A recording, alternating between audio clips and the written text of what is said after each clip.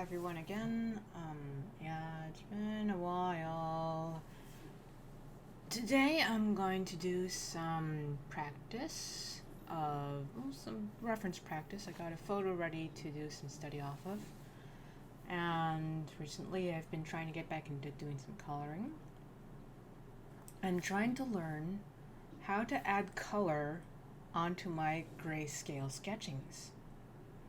So I've been dabbling a lot in different methods. I'm going to share with you my hard light method. And part of what I've been sketching recently was flowers, so I got some flowers open up, one of my own photos. So glasses on, here we go. Pen ready. And let's start a new image. Full gray. And let's get our black and white, not the extreme black and white, just near black and white. I'll go get my brush. How about we try the end oil here? And good. All right. So on, okay, I got an element here.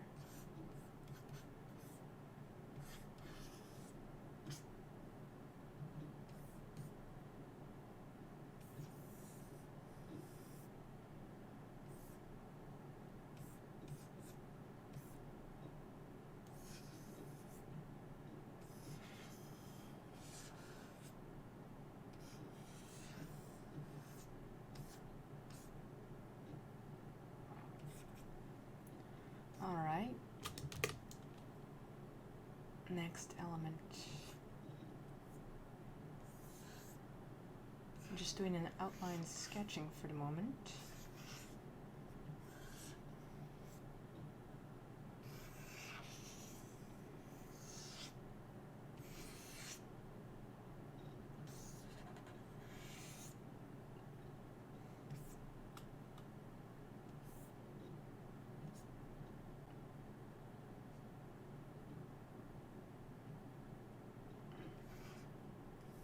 Move this a bit over.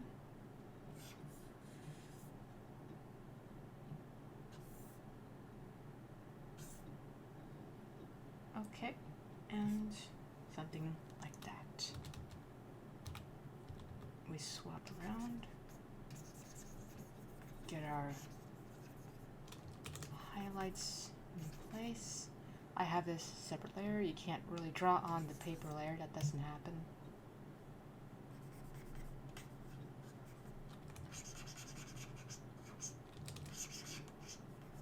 The edge, I'm also using a photo of flowers that have subsurface scattering to them, because that's a good fun thing to practice.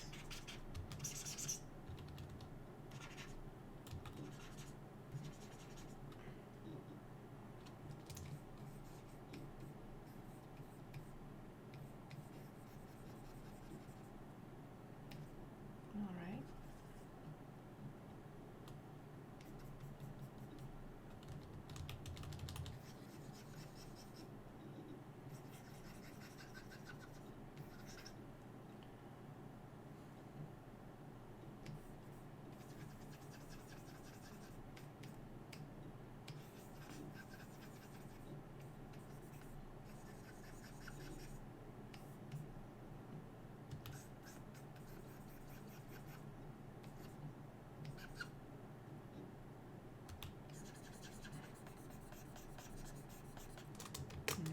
That's a different layer there.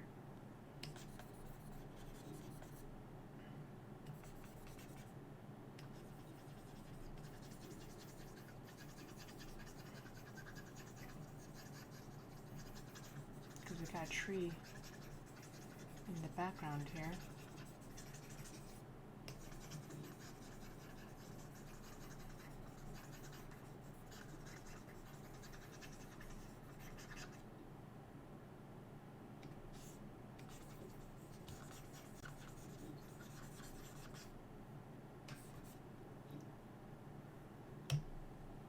back here.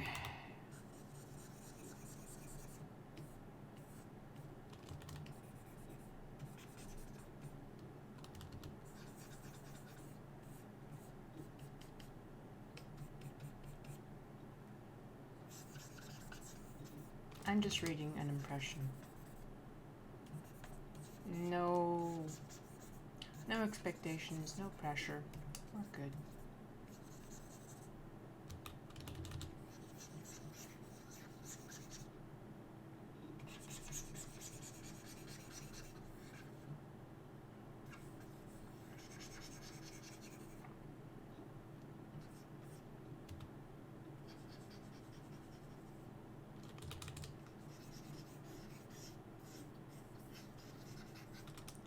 Okay, and with that, I'm going to then next do some monofill behind it.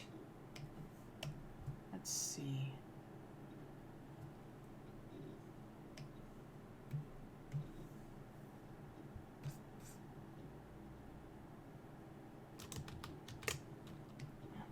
Erasure.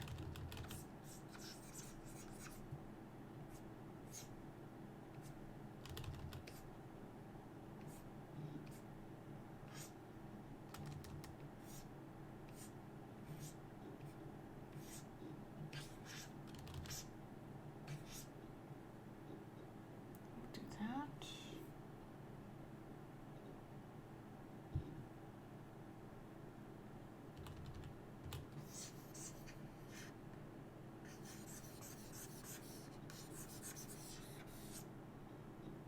And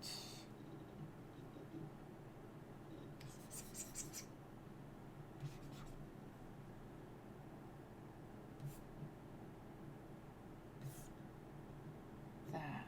Oh, over here.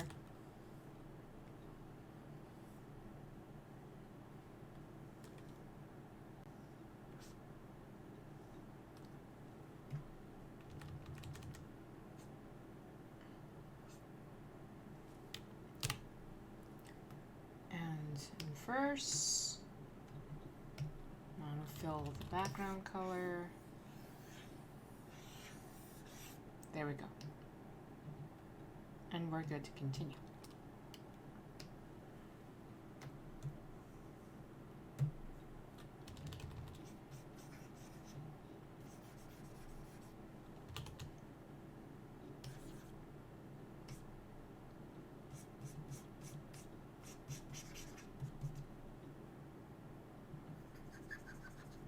Oh, I should have kept in mind, lock the opacity.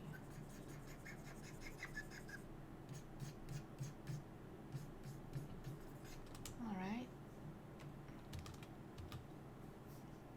Gotta get back our color here. We want to keep the edge here pretty distinctive.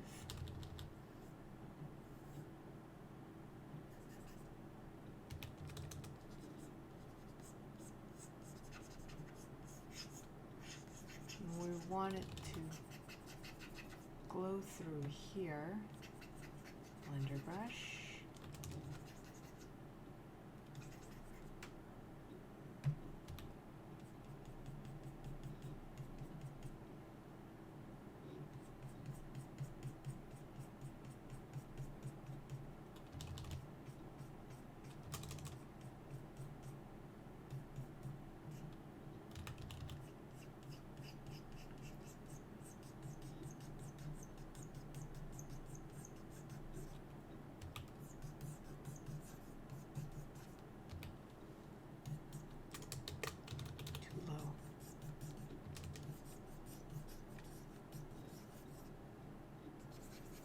A big glow spot here.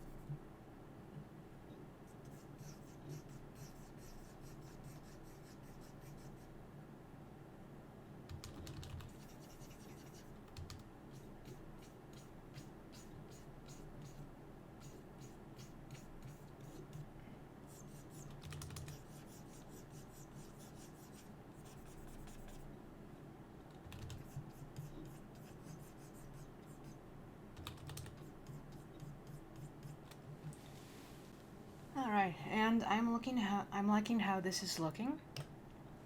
So we're gonna pause there. And we're gonna try to do some coloring. I have a new layer. I set to hard light and clipping.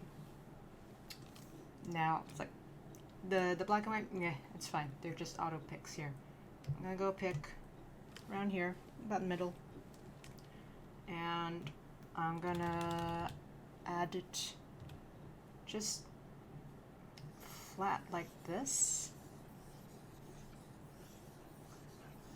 Okay, and from here I can continue working on expanding its extremes. So I want for this to really start to glow.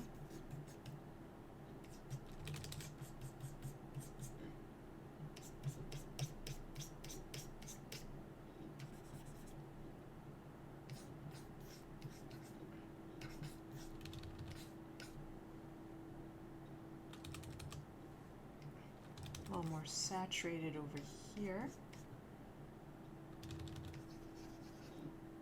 Don't put too much.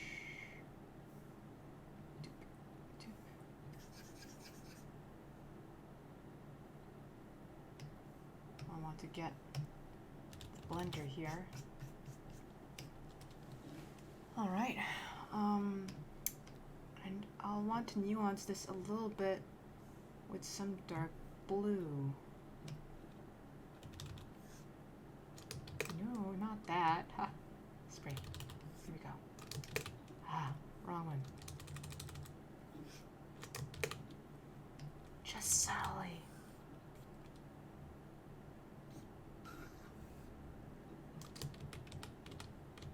Okay, that's not what I want. Yeah.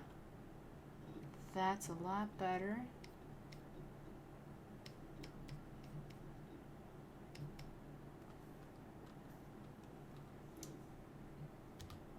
Now to return back to here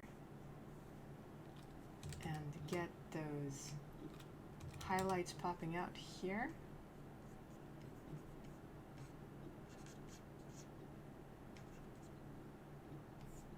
And here.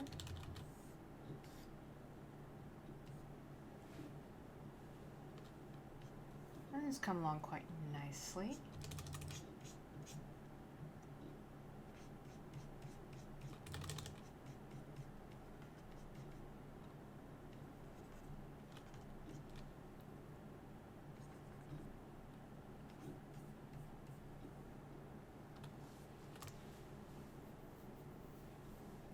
So I'll change that back to normal mode so you can see how much it's actually spreading and what colors that's actually there. And I quite like using the hard light mode for the coloring on the black and white because it just amplifies the hues and saturations. And that's what we want to do on color. We want to control hue and we want to control saturation. So. And using soft light, you get too much of your desaturated colors coming through. Overlay, it's just trying to mix the two together, so you're losing some information of that you want to emphasize. Stuff like add and glow, it's just different levels. You still have a lot of harsh desaturated tones coming through with that. Screen's just not the right tone. Lighten is an important tool, but save it for when you want to utilize your ambient color over your shadows.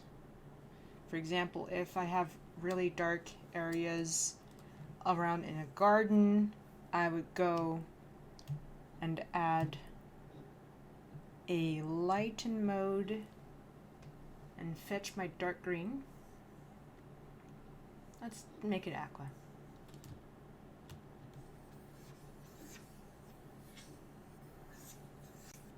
And that's how you have it fit into the garden, with the ambient color of the garden itself. If you have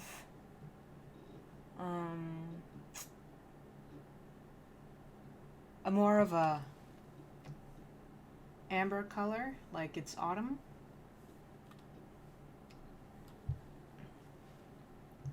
Darker. Yeah, something more like that. That'd be more dry. Right now what I want to get is some of those pinks and blues to come through and get that glow color to come through without actually using a glow. I'm just using my gray tone here and amplifying it with hard light. Hard light really sticks a lot of saturation into the values that you have in your grayscale. And I'm just really loving the result I get out of it. Oh, I want to add a bit of yellow into this. Another way to work around this is to create a folder, clipping folder, unclip this, lay it in the clipping folder, set the clipping folder to hard light, so that if you add color and you're not sure if it's going to mix in well, you just want to be experimenting a little bit, you have it on a whole separate layer and it's still doing the all the hard light effect that you want out of it. That's looking really nice.